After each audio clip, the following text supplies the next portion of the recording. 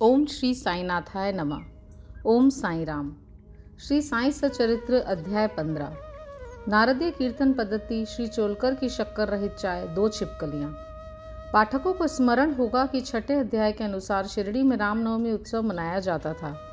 ये कैसे प्रारंभ हुआ और पहले वर्ष इस अवसर पर कीर्तन करने के लिए एक अच्छे हरिदास के मिलने में क्या क्या कठिनाई हुई, इसका भी वर्णन वहाँ किया गया है। इस अध्याय में दासगणों की कीर्तन पद्धति का वर्णन होगा। नारदीय कीर्तन पद्धति।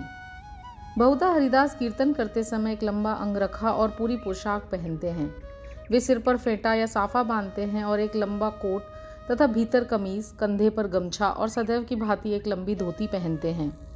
एक बार गांव में कीर्तन के लिए जाते हुए दासगणों भी उपयुक्त रीति से सज धज कर बाबा को प्रणाम करने पहुंचे। बाबा उन्हें देखते ही कहने लगे, अच्छा दूल्हा राजा, इस प्रकार बन ठन कर कहाँ जा रहे हो? उत्तर मिला, कीर्तन के लिए। बाबा ने पूछा कि कोट, गमछा और फेंटे, इन सब की आवश्यकता ही क्या है? इनको अभी मेरे सामने ही उतारो। इस शरीर पर इन्हें धारण करने की कोई आवश्यकता नहीं है। दासगणों ने उन वस्त्रों को कभी नहीं पहना। वे सदैव कमर से ऊपर अंग खुले रखकर, हाथ में करताल और गले में हार पहनकर ही कीर्तन किया करते थे। यह पद्धति यद्यपि हरिदासों द्वारा अपनाई गई पद्धति के अनुरूप नहीं है, परंतु फिर भी शुद्ध तथा पवित्र है। कीर्तन पद्धति के जन्मदाता नारद मुनि कटी से ऊपर सिर तक कोई वस्त्र धारण नहीं करते थे। वे एक हाथ में वीणा लेकर हरि कीर्तन करते हुए त्रिलोक में घूमते थे। श्री चोलकर की शक्कर रहित चाय। बाबा की कीर्ति पूना और अहमदनगर जिलों में फैल चुकी थी, परंतु श्री नाना साहेब चांदोरकर के व्यक्तिगत वार्तालाप तथा दासगणों के मधुर कीर्तन द्वारा बाबा की कीर्ति कोंकण, बंबई प्रांत में भी फैल गई। इसका श्रेय केवल श्री दासगणों को ही है। भगवान उन्हें सदैव सुखी रखें। उन्होंने अपने सुंदर प्राकृतिक कीर्तन से बाबा को घर घर पहुंचा दिया। श्रोताओं की रुचि प्राय भिन्न भिन्न प्रकार की होती है। किसी को हरिदासों की विद्वता, किसी को भाव, किसी को गायन, तो किसी को चुटकुले तथा किसी को वेदांत विवेचन और किसी को उनकी मुख्य कथा रुचिकर प्रतीत होती है। परंतु ऐसे बिरले ही हैं जिनके हृदय में संत कथा या कीर्तन सुनकर श्रद्धा और प्रेम उमड़ता हो। श्री दासगणों का कीर्तन श्रोताओं के हृदय पर स्थायी प्रभाव डालता था। एक ऐसी घटना नीचे दी जाती है। एक समय ठाणे के श्री कोपिनेश्वर मंदिर में श्री दासगणों कीर्तन में श्री साईं बाबा का गुणगान कर रहे थे। श्रोताओं में एक चोलकर नामक व्यक्ति, जो ठाणे के दीवानी न्यायालय में एक अस्थायी कर्मचारी थे, भी वहां उपस्थित थे।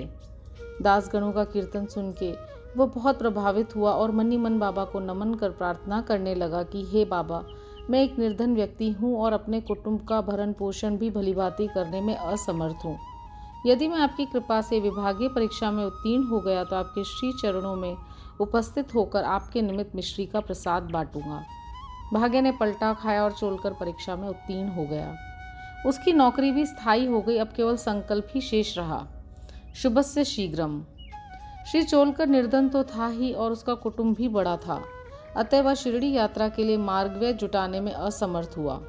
ठाणे जिले में एक कहावत प्रचलित है कि नाणे घाट व सहादी पर्वत श्रेणियां कोई भी सरलतापूर्वक पार कर सकता है, परंतु गरीब को उम्बर घाट, ग्रह चक्कर पार करना बड़ा ही कठिन होता है। श्री चोलकर अपना संकल्प शीघ्र अतिशीघ्र पूरा करने के लिए उत्सुक थे। उन्होंने मितव्ययी बन के अपना खर्च घटाकर पैसा बचाने का निश्चय किया। इस कारण उन्होंने बिना शक्कर की चाय पीना प्रारंभ किया और इस तरह कुछ द्रव्य एकत्रित कर वह शिरडी पहुंचा। उन्होंने बाबा का दर्शन कर उनके चरणों पर गिरकर नारियल भेंट किया तथा अपने संकल्पानुसार श्रद्धा से मिश्री वितरित की और बाबा से बोला कि आपके दर्शन से मेरे हृदय को अत्यंत प्रसन्नता हुई है। मेरी समस्त इच्छाएं तो आपकी कृपा दृष्टि से उसी दिन पूर्ण हो चुकी थी। मस्जिद में श्री चोलकर का आतिथ्य करने वाले श्री बापू साहेब जोग भी वहीं उपस्थित थे। जब वे दोनों वहां से जाने लगे तो बाबा जोग से इस प्रकार कहने लगे कि अपने अतिथि को चाय के प्याले में अच्छी तरह शक्कर मिला के देना। इन अर्थपूर्ण शब्दों को सुनकर श्री चोलकर का हृदय भर आया और उसे बड़ा आश्चर्य हुआ। उनके नेत्रों से अश्रुधाराएं प्रवाहित होने लगी और प्रेम से विह्वल होकर श्री चरणों पर गिर पड़े। श्री जोग को अपने अतिथि को चाय के प्याले में अच्छी तरह शक्कर मिलाकर देना, यह विचित्र आज्ञा सुनकर बड़ा कौतूहल हो रहा था कि यथार्थ में इसका अर्थ क्या है। बाबा ने उन्हें संकेत किया था कि वे शक्कर छोड़ने के गुप्त निश्चय से भलीभांति परिचित है। बाबा का यह कथन था कि यदि तुम श्रद्धापूर्वक मेरे सामने हाथ फैलाओगे तो मैं सदैव तुम्हारे साथ रहूंगा। यद्यपि मैं शरीर से यहाँ हूँ, परंतु मुझे 7 समुद्रों के पार भी घटित होने वाली घटनाओं का ज्ञान है। मैं तुम्हारे हृदय में विराजित तुम्हारे अंतरस्थ ही हूँ। जिसका तुम्हारे तथा समस्त प्राणियों के हृदय में वास है, उसकी ही पूजा करो। धन्य और सौभाग्यशाली वही हैं जो मेरे सर्वव्यापी स्वरूप से परिचित हैं। बाबा ने श्री चोलकर को कितनी सुंदर तथा महत्वपूर्ण शिक्षा प्रदान की। 2 छिपकलियों का मिलन। अब हम 2 छोटी छिपकलियों की कथा के साथ ही यह अध्याय समाप्त करेंगे। एक बार बाबा मस्जिद में बैठे थे कि उसी समय एक छिपकली चिकचिक करने लगी। कौतूहलवश एक भक्त ने बाबा से पूछा कि छिपकली के चिकचिकाने का क्या कोई विशेष अर्थ है? ये शुभ है या अशुभ?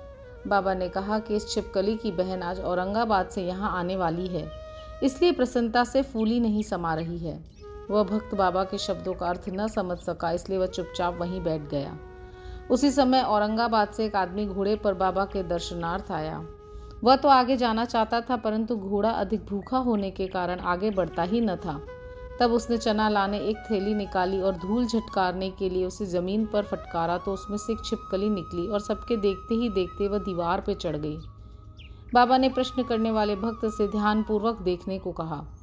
छिपकली तुरंत ही गर्व से अपनी बहन के पास पहुंच गई और दोनों बहनें बहुत देर तक एक दूसरे से मिली और परस्पर चुंबन व आलिंगन कर चारों ओर घूम घूम कर प्रेम पूर्वक नाचने लगी। कहाँ शिरडी और कहाँ औरंगाबाद।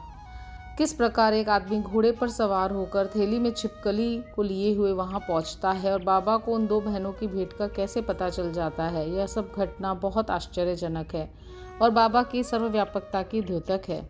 शिक्षा। जो कोई इस अध्याय का ध्यानपूर्वक पठन और मनन करेगा, साईं कृपा से उसके समस्त कष्ट दूर हो जाएंगे और वह पूर्ण सुखी बनकर शांति को प्राप्त होगा। श्री सद्गुरु साईनाथार्पण मस्तु। शुभम भवतु। ओम साई राम।